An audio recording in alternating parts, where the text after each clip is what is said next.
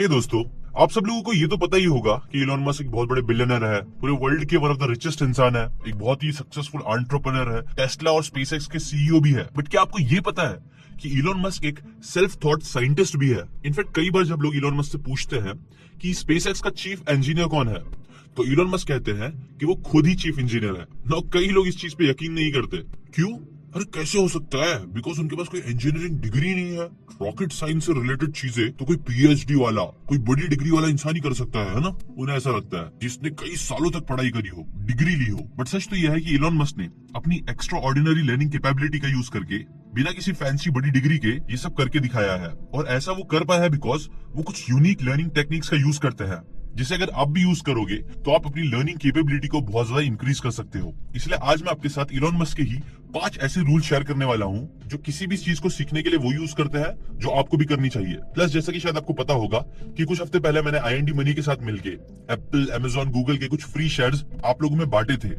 Similarly आज भी हम आपके साथ टेस्ला कंपनी के कुछ शेयर्स आप लोगों में बांटेंगे, जिसके बारे में भी आगे बताऊंगा। But first start with the first rule of Elon Musk. देखो, इलॉन मस्क को जब रॉकेट बनाने थे और उन्हें रशिया से रिजेक्शन मिली थी बिकॉज वहां बहुत महंगे रॉकेट्स मिल रहे थे, तो वो यही सोच रहे थे कि रॉकेट्स इतने महंगे क्यों है, क्यों रॉकेट को चीप बनाने का कोई रास्ता नहीं है। ऐसे ही क्वेश्चंस के साथ वो सबसे पहले जिम कार्डेल से मिले, जो सैटेलाइट सिस्टम से रिलेटेड सब्जेक्ट में एक्सपर्ट थे। उन्होंने कई सारी स्पेस एजेंसी में काम करा था, इसलिए मस्क ने जिम को कांटेक्ट करा और उनसे कहा कि वो मार्स पे रॉकेट भेजना चाहते हैं और इस चीज के लिए उन्हें जिम की हेल्प चाहिए ना। जिम को ये बात काफी इंटरेस्टिंग लगी, इसलिए उन्होंने कहा ओके, बट प्रॉब्लम यही है कि अभी हम बात किस बारे में करें। तुम्हें स्पेस और रॉकेट्स के बारे में ज्यादा कुछ पता तो नहीं होगा, तो मैं तुम्हें बताऊंगा, तुम्हें समझाऊंगा कैसे। इसलिए फिर जिम ने क्या किया कि इलॉन मस्क को कई सारी बुक्स दी, रॉकेट्स, एस्ट्रोफिजिक्स, स्पेस सिस्टम, ये सारी चीजों के बारे में ना। जिम को थोड़ा डाउट था कि इलॉन मस्क ये सारी बुक्स को अच्छे से पढ़ेंगे भी क्या, पढ़ के नोट्स वोट्स बनाएंगे भी क्या। बट कुछ टाइम बाद सरप्राइजिंगली उन्हें पता चला कि इलॉन मस्क ने ना ही इन सारी बुक्स को पढ़ लिया है, बल्कि उन्होंने इन सारी बुक्स की कई सारी बातों को अच्छे से मेमोराइज भी कर लिया है, जिसकी वजह से आप बोल सकते हैं इलॉन मस्क को वो सारी नॉलेज आ गई थी, सफिशिएंट नॉलेज आ गई थी, जिसकी हेल्प से वो इस फील्ड में एक्सपर्ट की तरह बात कर सकते थे, इसमें काम कर सकते थे, जो फिर उन्होंने करा भी। आपको पता है जब स्पेसएक्स न्यूली लॉन्च हुआ था, उस टाइम पे एक इंटरव्यूअर ने ही इलॉन मस्क से पूछा था कि उनका कोई रॉकेट साइंस में तो बैकग्राउंड है नहीं, तो वो एक रॉकेट कंपनी के फाउंडर कैसे बन गए, जिसकी रिप्लाई में उन्होंने सिंपली यही बोला था कि I read a book about it. उस टाइम पे लोगों को ये जोक जैसा लग रहा था, लेकिन जैसा कि आपने स्टोरी में देखा कि सच में यही था। उन्होंने बुक्स पढ़ पढ़ के ही अपने आप को इतना केपेबल बनाया था, जो आपको भी करना चाहिए। और इसलिए इस चैनल पे मैं आपके साथ बुक्स की बातें शेयर करता रहता हूँ। इसलिए अगर आपने अभी तक सब्सक्राइब नहीं करा है तो चैनल को सब्सक्राइब जरूर करो। सेकंड रूल है identify different parts of the tree. अभी रिसेंटली रेडिट पे मैं कन्वर्सेशन पढ़ रहा था, जहां इलॉन मस्क ने ही खुद से अपने पूरे लर्निंग स्ट्रक्चर को बहुत डिटेल में डिफाइन करा हुआ था, जहां वो ये कह रहे थे कि देखो, आपको ना हर चीज को इक्वली वेट नहीं करना चाहिए। अभी देखो, एक स्टूडेंट की एग्जांपल से बताओ तो कई बार ऐसे स्टूडेंट्स क्या करते हैं कि वो हर चैप्टर को इक्वली वेट करते हैं, उन्हें लगता है कि हर चैप्टर इक्वल है। लेकिन जैसे कि आपको पता होगा, नहीं, कुछ चैप्टर्स होते हैं जो ज्यादा इंपॉर्टेंट होते हैं, कुछ कम होते हैं। सिमिलरली बिजनेस में एग्जांपल देखें तो कई बार इन लोगों को लगता है कि हर चीज काफी ज्यादा इंपॉर्टेंट है, मार्केटिंग इंपॉर्टेंट है, सेल्स इंपॉर्टेंट है, जी वो दुनिया भर की चीजें, सबको वो इक्वली वेट करने की कोशिश करते हैं। जबकि सच क्या होता है कि बिजनेस में कई बार क्या होता है ना, कुछ टाइम पे सेल्स ज्यादा इंपॉर्टेंट होता है, कुछ टाइम पे मार्केटिंग ज्यादा इंपॉर्टेंट होती है, आपको उस पर फोकस करना चाहिए। कई बार आपको आर&डी में फोकस करना चाहिए, कई बार आपको प्रोडक्ट और सर्विस को बेटर बनाने पे ज्यादा फोकस करना चाहिए। ऐसी हर टाइम पे अलग अलग चीजें ज्यादा वैल्यू रखती है। सिमिलरली इलॉन मस्क बोलते हैं कि आप भी ये चीज को समझो कि क्या चीजें ज्यादा इंपॉर्टेंट लग रही है और क्या चीजें एक्चुअल में ज्यादा इंपॉर्टेंट है, इन दोनों के बीच का डिफरेंस समझो। आप अपनी लर्निंग प्रोसेस को एक ट्री की तरह देखो। मान लो अगर एक बहुत बड़ा पेड़ है और आप जानना चाहते हो कि पेड़ बड़ा कैसे बना है, तो आप उसके पत्तों को देख के ही एनालाइज नहीं कर पाओगे, उसके फ्रूट्स को देख के एनालाइज नहीं कर पाओगे कि ये कितना बड़ा बन गया। आपको उनके ट्रंक्स को देखना पड़ेगा, आपको उसकी जड़ों को देखना पड़ेगा। उसकी हेल्प से आप डिसाइड कर सकते हो कि कैसे वो पेड़ इतना ज्यादा बड़ा हो पाया, क्या इंपॉर्टेंट है क्या नहीं ना। ये सुनने में शायद थोड़ा कॉम्प्लेक्स लग रहा होगा आपको, बट इलॉन मस्क देखना हमेशा हर चीज के कोर को समझने की कोशिश करते हैं, मास्टर करते हैं उसे। वो हर चीज की जड़ तक जाते हैं, जिसकी वजह से ही फिर उनके गलती करने के चांसेस काफी कम हो जाते हैं। अगर उनको किसी पेड़ के बारे में समझना है तो वो पहले जड़ के बारे में समझते हैं, जहां से ही पेड़ बड़ा होना स्टार्ट होता है। उसके बाद फिर वो स्टेम्स की बात करते हैं, लीव्स की बात करते हैं, फ्रूट्स की बात करते हैं। जबकि ज्यादातर लोग क्या करते हैं, एग्जैक्टली इसका अपोजिट। जो चीज अट्रैक्टिव दिख रही है, फ्रूट्स जैसे कि पेड़ के, तो उसको दिखना चालू करेंगे। जबकि इलॉन मस्क एग्जैक्टली इसका उल्टा करते हैं। और इलॉन मस्क ये भी बोलते हैं कि देखो, जब भी है ना लर्निंग की बात आती है ना, तो वो ये बिलीव करते हैं कि हम सभी लोग है ना अपनी नॉर्मल कैपेसिटी से बहुत ज्यादा सीख सकते हैं। स्पेशली अगर आप एक एंटरप्रेन्योर, बिजनेसमैन बनना चाहते हो, तो आपके लिए बहुत जरूरी है कि आप अपनी करंट लर्निंग कैपेबिलिटी को हमेशा पुश करते रहो। और पुश करने के लिए आपको ये सारे रूल्स को फॉलो करना चाहिए। थर्ड आता है बहुत ही ज्यादा important, the first principle approach, जिसके बारे में उन्होंने अपने कई सारे इंटरव्यूज में बताया है। देखो बचपन में इलॉन मस्क को अंधेरे से बहुत ज्यादा डर लगता था और इस डर को दूर करने के लिए उन्होंने खुद से क्वेश्चंस करा, अंधेरा आखिर होता क्या है ना। ये क्वेश्चन करने पे उन्हें पता चला लाइट नहीं होना मतलब अंधेरा होना, और उसके वजह से आपको डर लगता है। अब लाइट क्या होती है, तो ये क्वेश्चन पूछने पे उन्हें पता चला लाइट और कुछ नहीं बल्कि कई सारे पार्टिकल्स का एक कॉम्बिनेशन होता है जिसे फोटोन भी बोलते हैं। मतलब अंधेरा और कुछ नहीं बल्कि बस एक ऐसी जगह है जहाँ फोटॉन्स नहीं है। आपका घर, एक जंगल जो दिन में फोटोन से भरा होता है, लाइट से भरा होता है, वो हमें इतना डरावना नहीं लगता है, लेकिन जैसे ही फोटोन्स चले जाते हैं तो हम डरने लग जाते हैं, जो इलॉन मस्क को इतना लॉजिकल नहीं लगा। और यही थोड़ा बहुत आप बोल सकते हो फर्स्ट प्रिंसिपल अप्रोच भी है, जो आपको और अच्छे से भी समझ में आएगा। देखो इलॉन मस्क बोलते हैं अगर आपको कुछ भी चीज सीखना है ना, तो आप जितना हो सकता है उतना उस कॉन्सेप्ट के बेसिक फंडामेंटल्स को सीखो, उसको समझो और उसके बाद आगे बढ़ो। जैसे कि फॉर एग्जांपल इलॉन मस्क ने जब सोचा था ना कि वो स्पेसएक्स बनाएंगे, एक ऐसी रॉकेट बनाएंगे जो स्पेस में जाएगी और फिर वापस से आके लैंड करेगी, तो कई लोग इस चीज पे हंसते थे। वो बोलते थे कि यार ये तो पॉसिबल ही नहीं है, ट्रेन थोड़ी ना कि एक स्टेशन तक गई और वापस आ गई। टेस्ला से रिलेटेड भी कई सारे प्री अजम्पशंस लोगों के अंदर भरे हुए थे कि बैटरी से रिलेटेड कार सस्ती कभी हो ही नहीं सकती है। लेकिन जब इलॉन मस्क ने ये फैसला किया कि उन्हें अफोर्डेबल इलेक्ट्रिक कार बनानी है, तो उन्होंने क्या किया, उन्होंने फंडामेंटल्स को समझना स्टार्ट किया कि इलेक्ट्रिक कार एग्जैक्टली महंगी होती क्यों है, जिससे उन्हें पता चला कि बैटरीज जो होती है ना वो यूजुअली बहुत ज्यादा एक्सपेंसिव होती है बनाने में, इसलिए इलेक्ट्रिक कार्स की कॉस्ट कम नहीं हो सकती है। इसके बाद जहाँ ज्यादातर लोग बोलते हैं कि अरे यार क्या कर सकते हैं, बैटरी महंगी होती है इसलिए इलेक्ट्रिक कार महंगी रहती है, यहीं पे लोग सरेंडर कर देते हैं, हार मान जाते हैं। लेकिन इलॉन मस्क ने अगेन क्वेश्चन पूछना स्टार्ट किया कि बैटरीज इतनी महंगी क्यों बनती है, वो बनती कैसे है, उसके अंदर मटेरियल्स कौन से यूज होते हैं।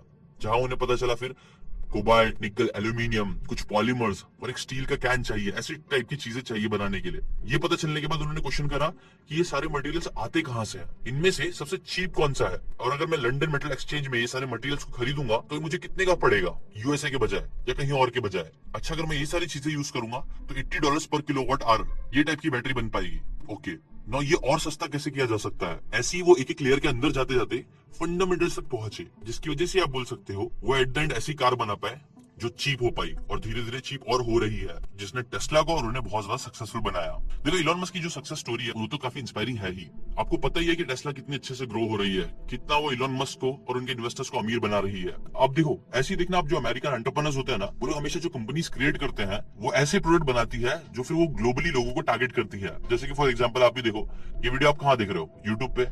ऐप छोड़ दो, जो डिवाइस यूज हो रहे हैं वो भी बहुत सारे कौन से यूज हो रहे हैं, एप्पल के आजकल बहुत सारे डिवाइसेस यूज हो रहे हैं, एंड्रॉइड यूज हो रहे हैं। आजकल बहुत सारे लोग शॉपिंग के लिए क्या यूज करते हैं, अमेजोन। मूवीज कहाँ देखते हैं, नेटफ्लिक्स पे ना। ये सारी चीजें क्या दिखा रही है, ये सारी चीजें दिखा रही है कि हाँ ये सारे प्रोडक्ट्स चल रहे हैं, और ये सारे प्रोडक्ट्स चलने की वजह से इनकी कंपनीज को काफी फायदा हो रहा है। हाँ आज के टाइम पे शायद हम टेस्ला कार तो नहीं यूज कर सकते हैं, लेकिन अगर हम चाहे तो टेस्ला के स्टॉक जरूर खरीद सकते हैं, जो हमें भी इस ग्रोथ का हिस्सेदार बनने में। चलो आते हैं अब नेक्स्ट रूल पे, जो है surrounding yourself with smarter people. देखो पेपाल बेचने के बाद इलॉन मस्क सिलिकॉन वैली से लॉस एंजलिस शिफ्ट हो गए थे, क्योंकि वो स्पेसएक्स के प्रोजेक्ट पे काम कर रहे थे। और अगर आपको पता होगा तो लॉस एंजलिस में ही ना नासा और कई सारे एयर फोर्सेस के ऑफिस लोकेटेड है, जहां नई नई स्पेस टेक्नोलॉजी पे काम होता रहता है ना। ये चीज करने की वजह से क्या हुआ कि इलॉन के आसपास ही ना एरिया में ऐसे लोग रहने लग गए जो स्पेस टेक्नोलॉजी में एक्सपर्ट्स थे, जिसके बाद इलॉन मस्क ने उनके साथ बात करना स्टार्ट किया, वो उनके साथ रहते, उनसे सीखते।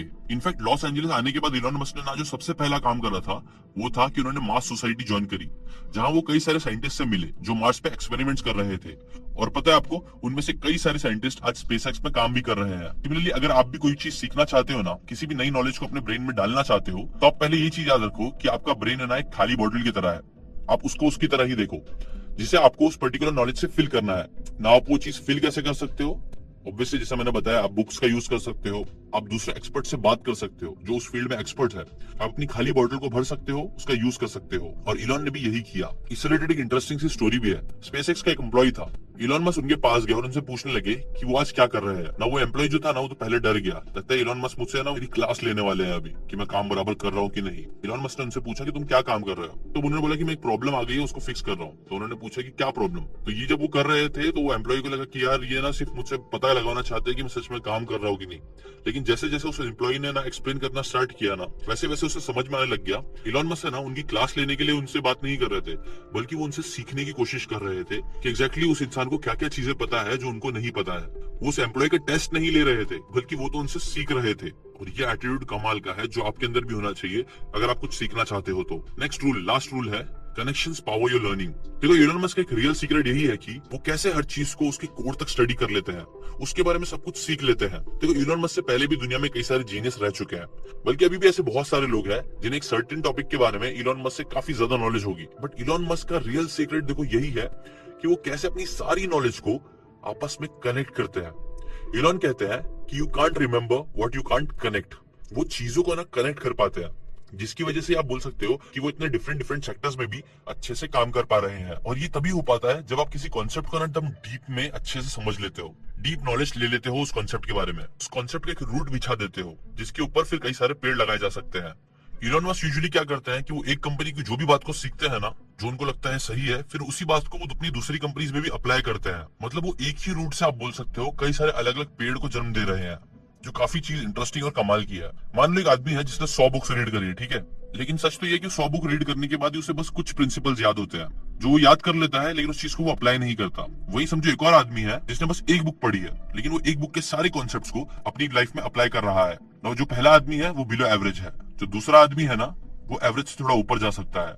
लेकिन फिर आता है इलोन मस्क, जिसने 100 बुक्स भी पढ़ी है और वो 100 बुक्स की सारी बातों को अपनी लाइफ में अप्लाई भी कर रहे हैं, प्लस उन सारी चीजों को कनेक्ट भी कर रहे हैं। और यही चीज उन्हें एक्स्ट्राऑर्डिनरी बनाती है, जो अगर आप भी करोगे तो आप भी इस चीज से एक्स्ट्राऑर्डिनरी बन पाओगे।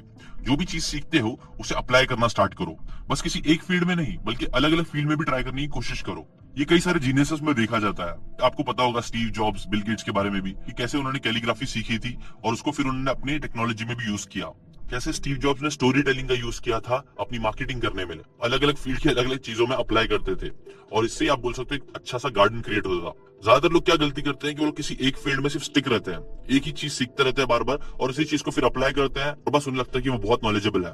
ये बिल्कुल ऐसा हुआ कि आप गार्डन में जा रहे हो ना, तो गार्डन में जो सूखे सूखे स्टिक्स पड़े हुए वो स्टिक्स को उठाना और उन्हें जला देना, और बस आपको सोचना कि मैं बहुत स्मार्ट बन गया हूँ। जबकि वही जो एक्चुअल स्मार्ट लोग होते हैं वो लोग क्या करते हैं, ऐसे अलग अलग पेड़ क्रिएट करते हैं, ऐसी जमीन क्रिएट करते हैं जहां ऐसे अलग अलग पेड़ क्रिएट हो, जिससे कई सारी स्टिक्स भी उन्हें मिले, लीव्स भी मिले, फ्रूट्स भी मिले। और ये सब अगेन कब होगा, जब आप बहुत सारे अलग अलग फील्ड की नॉलेज लोगे, उनके बारे में सीखते सीखते उन्हें अप्लाई करना स्टार्ट करोगे। बस यही थे वो 5 रूल्स जो आपको सीखना चाहिए अगर आप इलोन मस्क की तरह एक्स्ट्राऑर्डिनरी इंसान बनना चाहते हो तो।